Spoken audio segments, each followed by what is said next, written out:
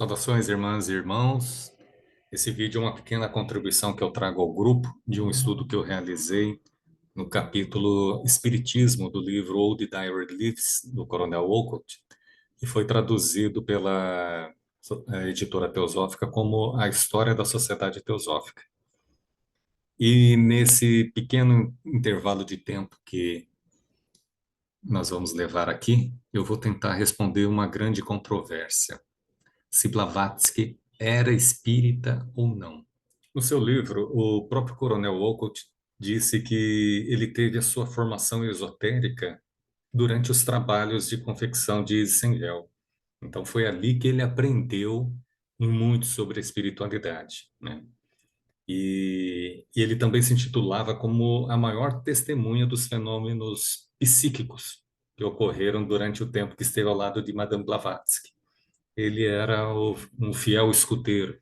Então ele viu tudo, ele viu como que foi escrito o livro, ele viu os fenômenos, como que ocorreram. Então ele se intitula como a maior testemunha de tudo que aconteceu, né? Então essa história narrada pelo Coronel Wolcott sobre a controvérsia se a HPB foi espírita ou não, começa quando o Dr. George Beard, que era um médico de Nova York, afirmou que podia imitar as aparições e formas. Então, naquela época, imagine, os médios tinham aqueles fenômenos ectoplasmáticos, materializações de formas. Então, esse médico materialista, ele disse que ele também poderia fazer a mesma coisa com tecidos no valor de $3.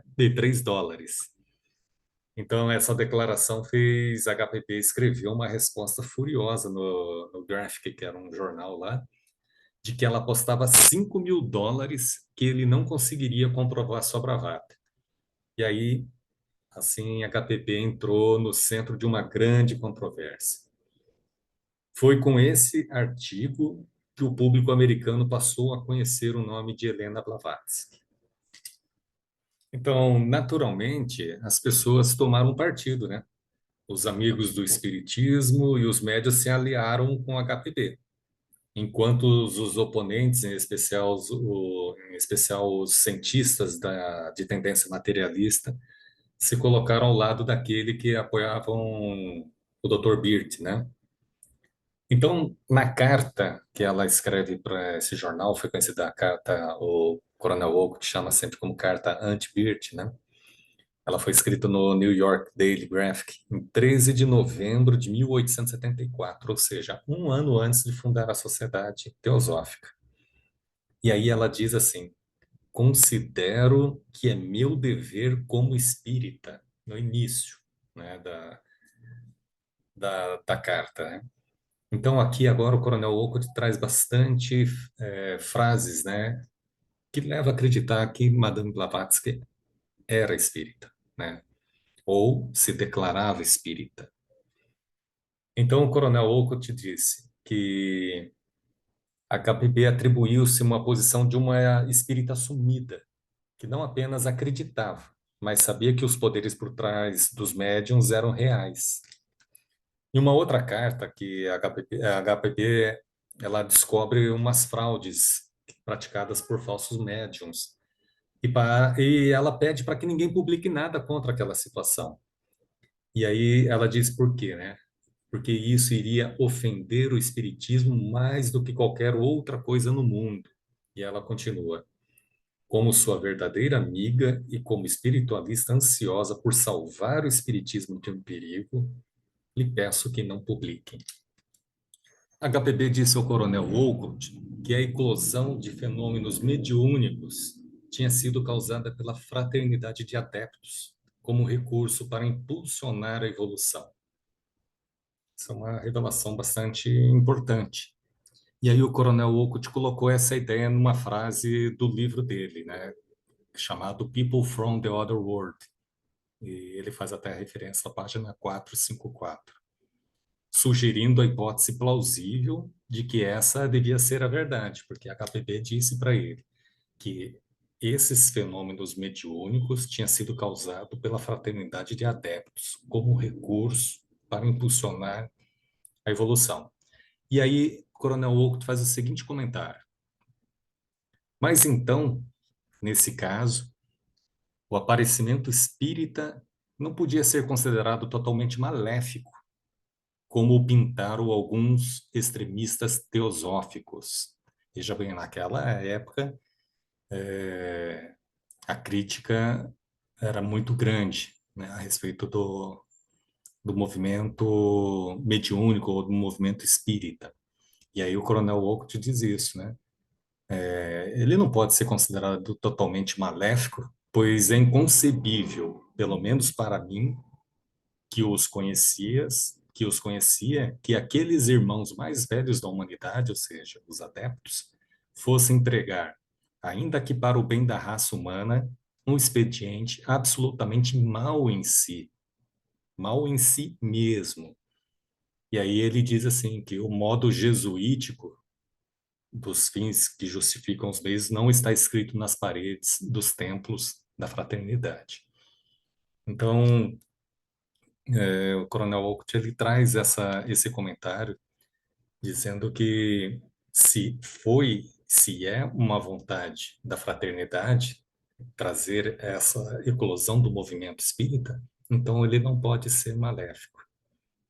Então, voltando às citações que o Coronel Wolff faz a respeito da autodeclaração de HPB quanto a ser espírita, ele também diz que no mesmo número do Daily Graphic, né, do jornal, que ela fez a carta criticando o médico, foi publicada a sua biografia. E uma biografia a partir de notas fornecidas por ela mesma. Foi ela que mandou a biografia. E aí ela diz assim: em 1858, diz ela, voltei a Paris e fiz amizade com Daniel Home, o espírita. Home me converteu ao espiritismo.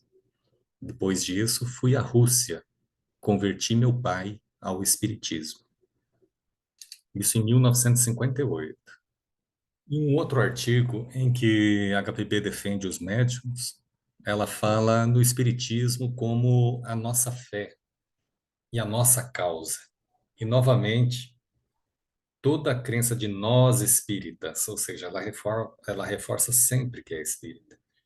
E ainda mais adiante, se nós, os espíritas, tivermos de ser ridicularizados, escarnecidos e olhados com desprezo, devemos, pelo menos, saber o porquê. Ou seja, há várias citações em que Madame Blavatsky se dizia espírita. Na revista Spiritual Science, de 8 de março de 1875, a HPP diz que certa coisa contribuiria para o modo que, não obstante a divina verdade de nossa fé, o Espiritismo, e os ensinamentos de nossos guardiães invisíveis, os espíritos dos círculos, alguns espíritas não aproveitaram isso para aprender a imparcialidade e a justiça. Então, nesse momento, já começa a observar uma mudança de postura, de defesa para a crítica, principalmente pela conduta dos médiuns. Isso vai ficar bastante marcado a partir desse momento.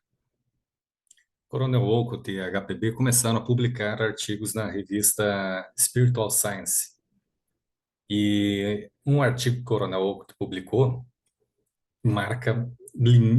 delimita bem já esse momento de ruptura, de crítica.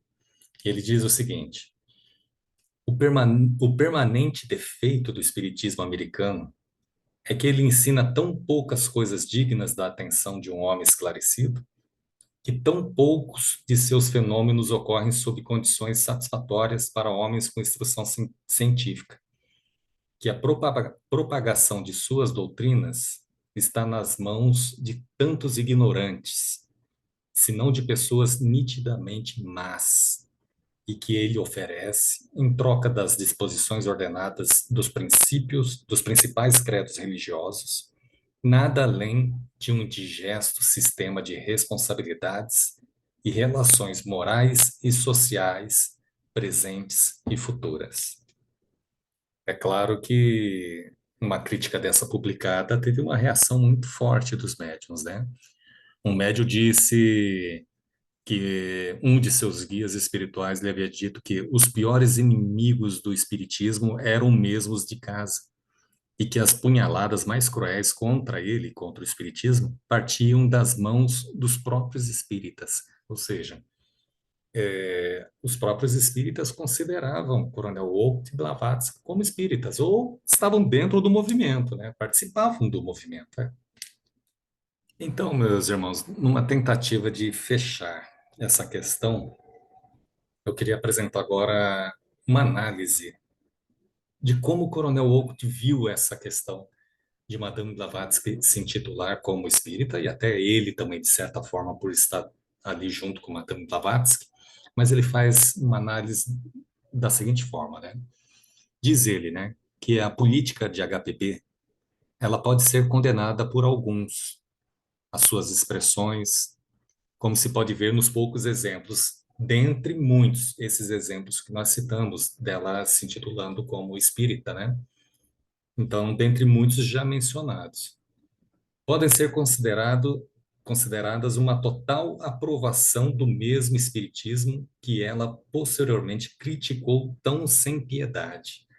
Ou seja, a fala dela dava a entender que ela realmente aprovava, mas depois ela começou a criticar. E aí que ele diz, para julgá-la corretamente, é preciso tentar colocar-se ao lado dela, sob as condições da época, tentar perceber o quanto ela sabia, na teoria e na prática, sobre os fenômenos psíquicos que o mundo precisa conhecer antes de jogar-se na corrente letal do materialismo.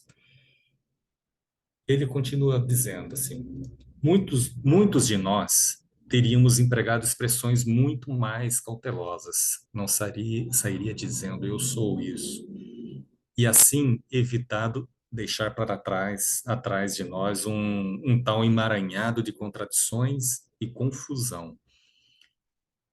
Mas a HPB era excepcional sob todos os aspectos, em poderes psíquicos e mentais, em temperamento e no método de controvérsia. Um dos objetivos dessa narrativa é mostrar que, com todas as fraquezas humanas e excentricidades que lhe podem ser atribuídas, ela era uma grande personagem, muito acima das pessoas comuns, que realizou para o mundo uma grande obra altruísta e recebeu como prêmio uma feroz ingratidão e um cego desprezo. Coronel Wolcott continua dizendo: isso foi, da parte dela, corajoso e magnânimo, bem característico da maneira pela qual ela se lançava na linha de frente da batalha, por qualquer causa que abraçasse. E assim, quando ela viu a ideia espiritual debater-se contra a ciência materialista, nem o medo de contaminação por contato com médios fraudulentos, maus espíritos, ou grupo de espíritas que pregavam e praticavam o amor livre e a quebra dos vínculos sociais saudáveis, a fez hesitar por um momento em apoiar o espiritismo. Segundo o Coronel Oakwood, o que levou a HPP a declarar-se como espírita foi o ímpeto de querer regular esses contatos mediúnicos, tornar públicos os perigos e mostrar o que era o verdadeiro espiritualismo e como o homem pode desenvolver a verdadeira espiritualidade. Essa era inteiramente a intenção de HPB. E como dentro do movimento espírita isso não foi possível, eles foram orientados a fundar a Sociedade Teosófica. Então, espero ter esclarecido mais do que confundido, mas eu achei bastante importante trazer, resgatar essa parte da história e de uma testemunha bastante importante que esteve sempre ao lado de HPB. É isso, meus irmãos.